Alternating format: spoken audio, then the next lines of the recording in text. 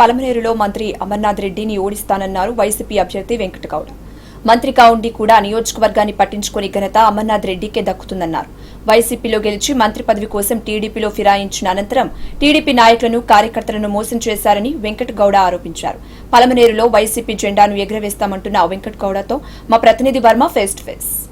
ఎన్నికల్లో త్రుటిలో అధికారం చేజార్చుకున్న వైసీపీ అధినేత జగన్మోహన్ రెడ్డి ఈసారి ఎలాగైనా అధికారంలోకి రావాలనే పక్కా ప్రణాళికలో ఉన్నారు. ముఖ్యంగా ఎవరైతే ఫిరాయించిన ఎమ్మెల్యేలు ఉన్నారో వారి స్థానంలో గట్టి అభ్యర్థులను నిలపడం ద్వారా వారిని ఓడించాలన్న పట్టుదలతో ఉన్నారు. ఇదే విధంగా చిత్తూరు జిల్లాలో ఇలా ఫిరాయించిన ఎమ్మెల్యేగా అమర్నాథ్ రెడ్డి ఉన్నారు. ఆయన తర్వాత మంత్రి కూడా అయ్యారు.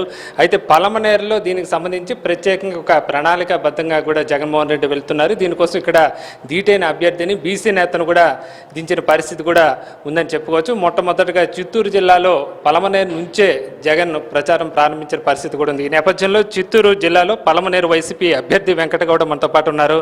వారి విజయ అవకాశాలు ఎలాగ ఉన్నాయి, ప్రచారం ఎలా ఉంది, వారి మాటల్లో తెలుసుకునే ప్రయత్నం చేద్దాం. సార్ చెప్పండి, ఇక్కడ మీరు ఉంటుంది గట్టి అభ్యర్థిగా ఉన్న నేతగా చెప్పుకోవచ్చు. మీరు కొత్తగా రాజకీయాల్లోకి రావటం జరిగింది, మొదటిసారిగా ఎమ్మెల్యేగా పోటీ చేస్తున్నారు. ఎలా ఉంది, మీ పోటీ ఇస్తామనుకుంటున్నారు? ఎలా ఉంది పరిస్థితి మీకు గ్రౌండ్ లెవెల్లో? పలమనేరు నియోజకవర్గం వైఎస్ఆర్ కాంగ్రెస్ పార్టీని ఆదరించారు ప్రజలందరూ కూడా. ఇక్కడ వ్యక్తిగతంగానో ఆయన బలాన్ని చూసో ప్రజలు ఓట్లేయరు. ఎందుకంటే ఆ రోజు వైఎస్ఆర్ కాంగ్రెస్ పార్టీ ఫ్యాన్ గుర్తుపైన ఆయన గెలవడం జరిగింది.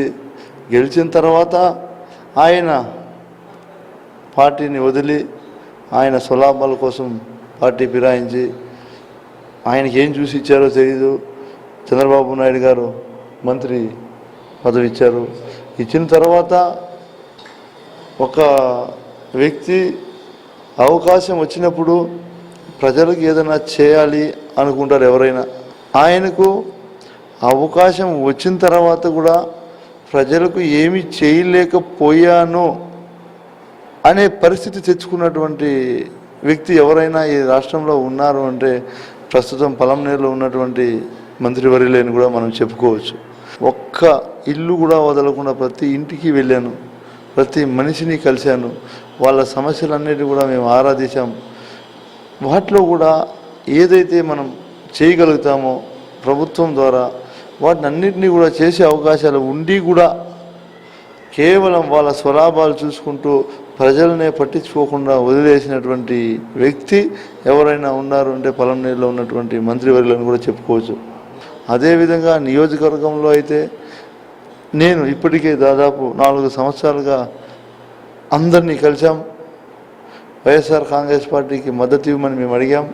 అందరూ కూడా ఖచ్చితంగా ఇస్తాం.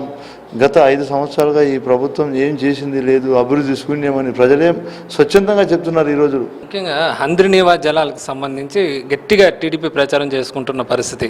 ఎందుకంటే భూగర్భ జలాలు చాలా తక్కువగా ఉండే పలమనేరు లాంటి ప్రాంతంలో హంద్రినీవా జలాలు తమ హాయంలోనే రావడం జరిగిందని మంత్రి అయితే చెప్తున్న పరిస్థితి. దాని మీద వైసీపీ మీద కామెంట్ కూడా ఆయన వేయటం, దానికి మీరు కూడా కౌంటర్ వేయటం జరిగింది. అయితే ఎలాగ హంద్రినీవా జలాలది టీడీపీకి లభించే అంశం కాదంటారా? ఖచ్చితంగా ఈరోజు హంద్రినీవా జలాలు ఇప్పటికి రాలేదు.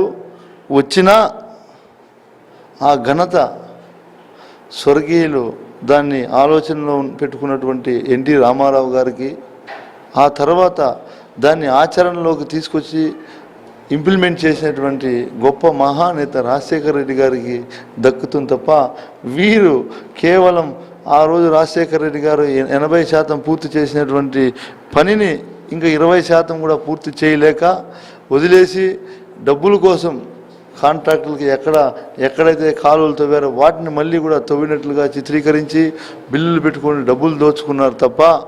పలమనేరు సభలో సాక్షాత్తు ముఖ్యమంత్రి వర్యులు ఒక మాట చెప్పారు, తమ్ముళ్ళు మీరందరూ కృష్ణా జలాలు తాగుతున్నారు, మీరు కృష్ణా జలాలు తాగుతున్నారు, మీరందరూ ఎవరైతే కృష్ణా జలాలు తాగుతున్నారో వాళ్ళందరూ కూడా తెలుగుదేశానికి ఓటేయాలి అని.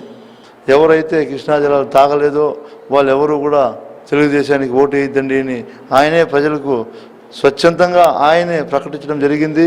ఖచ్చితంగా పలమనేరు నియోజకవర్గ ప్రజలు దానికోసం ఎప్పుడెప్పుడు ఎన్నికలు వస్తాయని ఎదురు చూస్తున్నారు. కృష్ణా జలాలు ఎవరు తాగలేదు కాబట్టి ఖచ్చితంగా తెలుగుదేశానికి ఓటేసే పరిస్థితి కూడా ఇక్కడ లేదని కూడా నేను గట్టిగా చెప్తున్నాను. ఆయన వచ్చిన రోజు అక్కడ పంప్ సెట్లు పెట్టి మోటార్లు పెట్టి కొట్టారు తప్ప ఆయన ఇలా వెళ్ళిపోయిన తర్వాత కాలు వెళ్ళిపోయింది, ఇప్పటికి నీళ్ళు రాలేదు. ప్రజల్ని ఎంత మోసం చేస్తున్నారు అంటే కానీ ప్రజలు ఇవన్నీ గమనిస్తున్నారు. ఫైనల్గా చెప్పండి, ప్రధానంగా మీరు ఎమ్మెల్యే అయితే ఇక్కడ స్థానికంగా సమస్యలు గుర్తించానంటున్నారు. ప్రజలకు ఎలాంటి హామీలతో మీరు ప్రస్తుతం ప్రచారం చేస్తున్నారు? నేనైతే ప్రత్యేకంగా ఏవి హామీలు ఇవ్వట్లేదు. ఒక మండలంలో కానీ లేదా ఒక గ్రామంలో కావచ్చు, ఆ గ్రామంలోకి వెళ్ళినప్పుడు అక్కడ ఉన్నటువంటి సమస్యలను తీసుకుంటున్నాం, వాటిని ఎలా మనం పరిష్కారం చేయొచ్చు అనే ధోరణితో ఇలా ఉంటుంది.